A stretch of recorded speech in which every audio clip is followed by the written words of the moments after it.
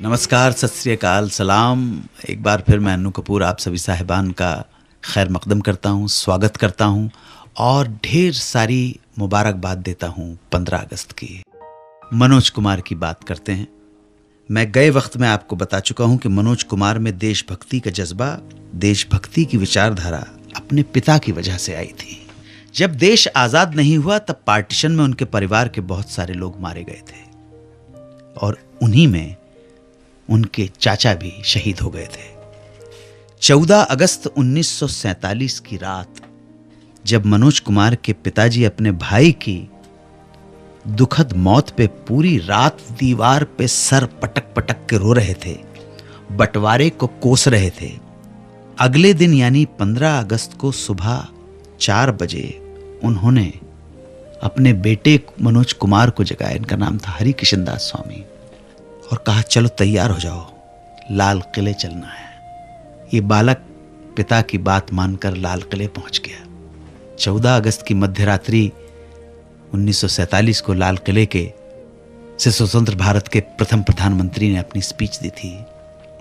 लाल किले पहुंचा बच्चा अपने पिता के साथ। तब मनोज कुमार ने देखा जो पिता कल रात अपने भाई की मौत पर, देश के बंटवारे पर ज़ारो कतार रो रहे थे, वही आज तालियां बजा रहे थे, जय हिंद जय भारत के नारे लगा रहे थे। तब उन्हें आभास हुआ कि सबसे ऊपर देश, और यहीं से देशभक्ति के बीज उनके अंदर समाने लगे। मनोज कुमार की एक फिल्म आई थी शहीद। ये शहीद फिल्म देखी थी, एक नया नारा दिया माटी के लाल परम आदरणीय पंडित लाल बहादुर शास्त्री ने। शास्त्री जी का जन्म 2 अक्टूबर 1904 को मुगल सराय के उत्तर प्रदेश के परिवार में हुआ था।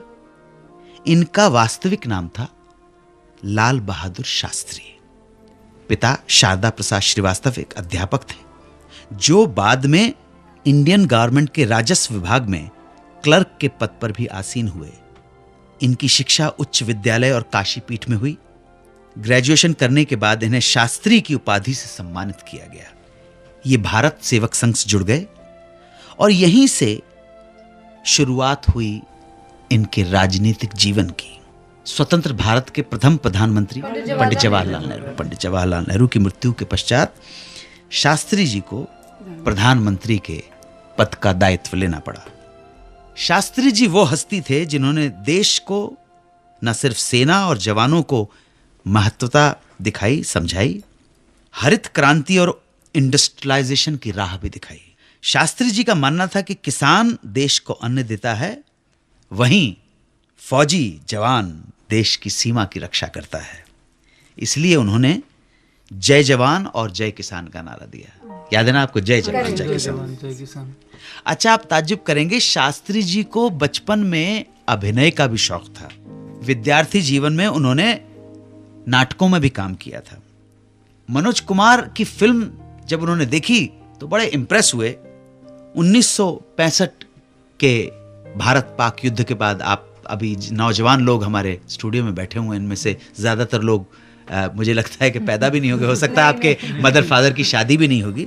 लेकिन 1965 में जो युद्ध हुआ था, उस युद्ध में हमने शत्रु का दमन कर दिया।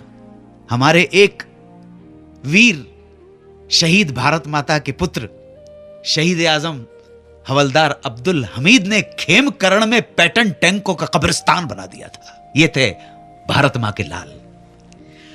इसकी वजह से जो शास्त्री जी ने कहा कि मर जाएंगे लेकिन छोड़ेंगे नहीं, बरकी 5 किलोमीटर दूर रह गया था। ध्यान रहे आप, दिखने में छोटे थे, किसी को भी उसके कद का गुमान न था, वो आसमां था मगर सर झुकाए बैठा था। जोरदार तालियां परम आदरणीय शास्त्री जी के लिए। तो शास्त्री जी ने जब मनोज कुमार को कहा कि तुम ये इससे प्रेरित होकर एक फिल्म क्यों नहीं बनाते, जय जवान जय किसान, मनोज कुमार के हृदय में था तो सही कि मैं अपने कला के माध्यम से देश की सेवा करूं। उन्होंने शहीद फिल्म में काम भी किया था, शहीद आजम सरदार भगत सिंह का रोल किया था। यहीं से उनको प्रेरणा मिली और उन्होंने शास्त्री जी को नमन करते हुए उपकार फिल्म प्रोड्यूस और डायरेक्ट की। मेन रोल भी खुद ने किया, डायरेक्ट भी की। और इसमें जो मेन कैरेक्टर, जो हीरो है, इसका रोल निभाया मनोज कुमार जी ने, तो उन्होंने अपना नाम रखा भारत कुमार। क्या आप बता सकते हैं कि हमारे देश का नाम भारत क्यों पड़ा, किसके नाम पर पड़ा? Any idea youngsters? हैं? राजा भरत दुष्यंत के पुत्र। बिल्कुल बिल्कुल। क्या नाम, कहाँ, क्या? नितिन कहाँ से आप? मथुरा से। मथुरा के नितिन भाई ने बिल्कुल सही कहा। दुष्यंत और शकुंतला की संतान जो थे भारत, उनके नाम पर हमारे देश का नाम रखा गया है। इसी से प्रभावित होकर, शास्त्री जी से प्रेरणा लेकर मनोज कुमार ने जो कदम उठाया वो स्वर्ण अक्षरों के अंदर लिखा जाएगा। मनोज कुमार भारत कुमार बन गए। उपकार बनाई, पूरब और पश्चिम बनाई, रोटी कपड़ा मकान। क्यों आज़ादी के पहले दिलीप कुमार को काटनी पड़ी एक रात जेल में, बताऊंगा वापस आकर। 92.7 बिग FM पर सुनते रहिए सुहाना सफर विद अनु कपूर।